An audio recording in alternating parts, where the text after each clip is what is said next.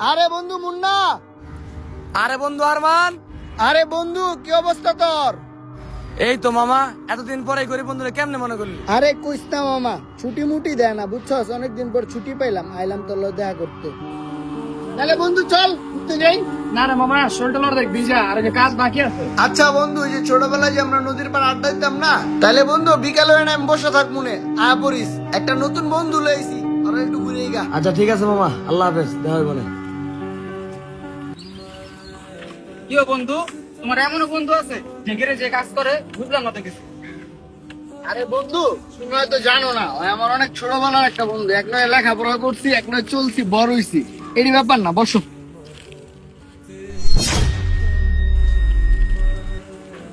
ভাই কালকে না মুন্নাই যে কাজ করতেছিল, মুন্নাই কাছে কাজে আয় নাই? আজকে কাজে আছে নাই, মুন্নার নাকি শরীর ভালো না। আচ্ছা ঠিক আছে ভাই। ভাইয়া তোমার ভাই কই? ভাই বাইরে তো দেখলাম কাজেও গেল না, কই জানি গেছে। বুঝছি, ওই কই বইতে পারে আমার ভালো করে জানা আছে ভাই। ঠিক আছে থাকো।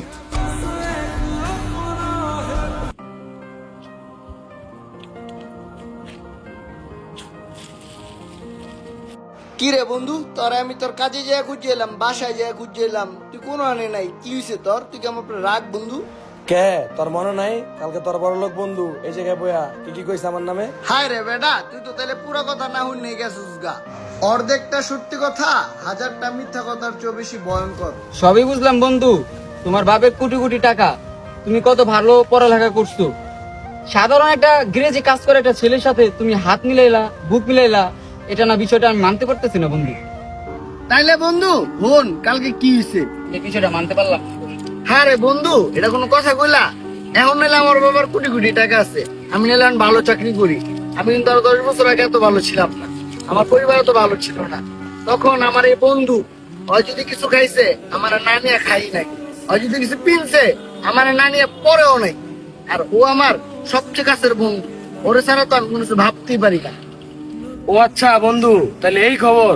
আমি মামা তোরে ভুল বুঝছিলে মামা, তোর জায়গা থেকে তুই রাইট আছিস, আসলে আমার বুঝার ভুল আছে। তুই আমার বাল্যকালের বন্ধু মামা, তুই আমার বেস্ট ফ্রেন্ড, তুই আগেও যেমন ঠিক আছিলি এখনো তুই ঠিক। আসলে মামা আমি বুঝতে পারি নাই।